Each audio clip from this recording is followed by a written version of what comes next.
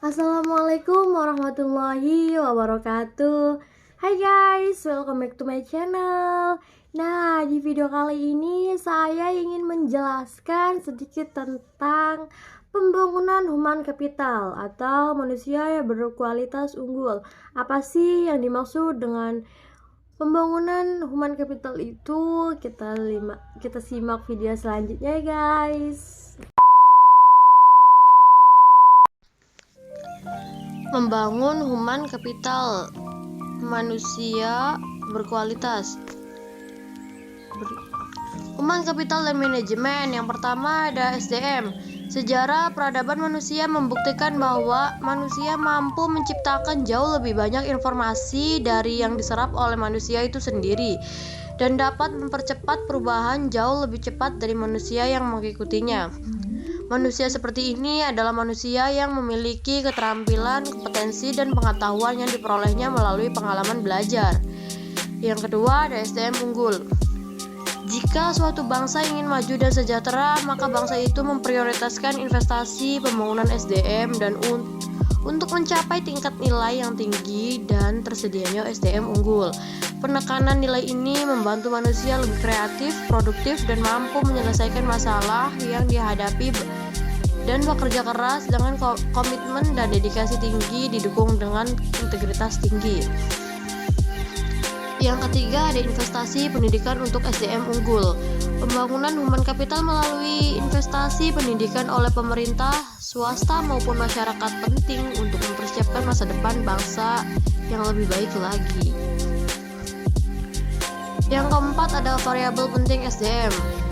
Variabel penting dalam SDM adalah kemampuan sikap, nilai-nilai, kebutuhan, dan karakteristik demografinya. Variabel tersebut menurut Gomez tahun pengeluaran 2003 20 halaman dipengaruhi oleh lingkungan seperti norma dan nilai-nilai masyarakat, tingkat pendidikan, dan peluang yang tersedia. Yang kelima ada pentingnya manajemen sumber daya manusia. Sifat SDM selalu berkembang dinamis, baik jumlah maupun mutunya. Maka untuk memperoleh keseimbangan antara SDM yang tersedia dengan tingkat perkembangan ekonomi pada tahap tertentu, diperlukan manajemen SDM yang tepat pada tingkat nasional dan daerah. Yang keenam ada penekanan kualitas SDM. Kualitas spiritual meliputi aspek iman, takwa, dan moral. Yang kedua ada kualitas masyarakat dan berbangsa termasuk kesetiakawanan sosial, rasa tanggung jawab, dan disiplin sosial. Yang ketiga ada kualitas karya yang meliputi ada faktor pribadi yaitu kecerdasan, pengetahuan, dan keterampilan dan mandiri. Kemudian ada faktor lingkungan dalam organisasi seperti situasi kerja dan kepemimpinan. Dan faktor luar organisasi seperti memahami nilai-nilai sosial dan ekonomi. Yang ketujuh, kebutuhan SDM di Indonesia. Dari pandangan di atas ditegaskan SDM yang diperlukan Indonesia adalah orang yang cakap dan dapat dipercaya, memiliki motivasi tinggi, memiliki kemampuan dan kecakapan menciptakan iklim hubungan yang produktif dan mengembangkan iklim yang kerjasama tim yang solid. Human capital dan manajemen SDM. Secara harfiah, pengertian modal manusia adalah pengetahuan, keahlian, kemampuan, dan keterampilan yang menjadikan manusia sebagai modal atau aset suatu bangsa.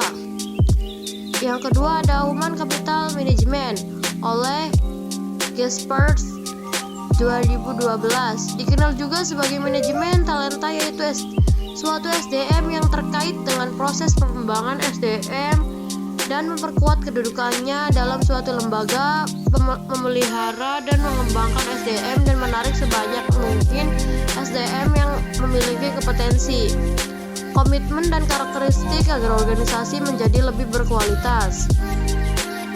Yang ketiga ada dalam menyiapkan SDM yang berkualitas, manajer dalam seluruh hierarki Organisasi bertindak sebagai rencana, organisasi pengarah, motivasi, dan pengendali. Pada dasarnya organisasi memiliki ketergantungan dengan SDM yang ada dalam organisasi untuk menggerakkan organisasi, menenangkan persaingan, dan mencapai tujuan melalui proses dan mekanisme manajemen yang benar. Keempat, ada dalam human capital, MSDM adalah penggunaan dan mengaplikasikan fungsi-fungsi manajemen yang memfokuskan perhatiannya pada pengelolaan dan pengaturan peranan SDM dan suatu organisasi. Human capital dan investasi pembangunan SDM. Standar kualitas produktivitas memenuhi standar apabila SDM mendapatkan pengalaman belajar dan pelatihan yang cukup untuk menguasai ilmu, pengetahuan, dan keterampilan sesuai bidang permintaannya. Kemudian ada investasi sumber daya manusia. Investasi dalam bentuk menyediakan fasilitas pendidikan, menyediakan tenaga pendidikan dan kependidikan yang berkualitas akan menjamin SDM yang unggul, andal, dan berkarakter. Kemudian ada konsep human capital atau modal manusia.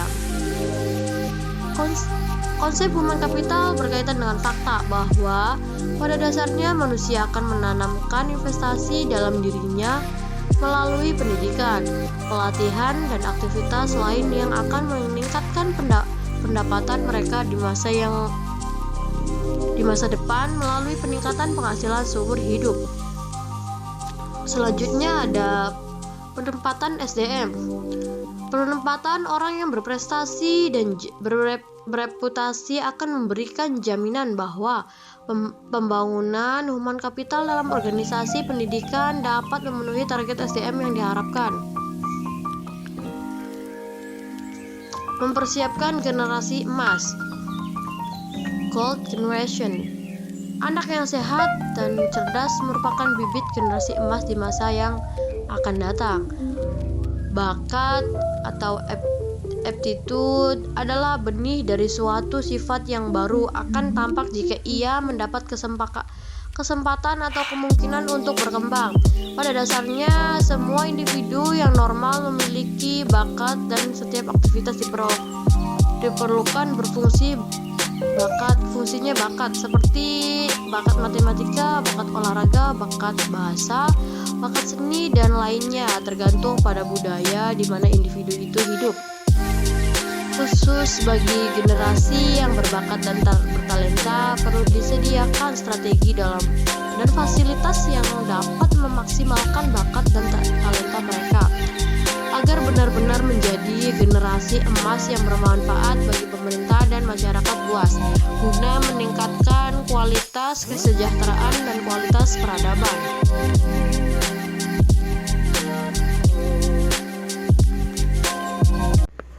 Nah, itu dia videonya guys. Ya, semoga dapat dimengerti dan jangan lupa like, comment, dan subscribe ya guys. Semoga bermanfaat bagi kita semua. Kurang dan lebihnya mohon maaf. Wabillahi taufiq wal hidayah. Wassalamualaikum warahmatullahi wabarakatuh.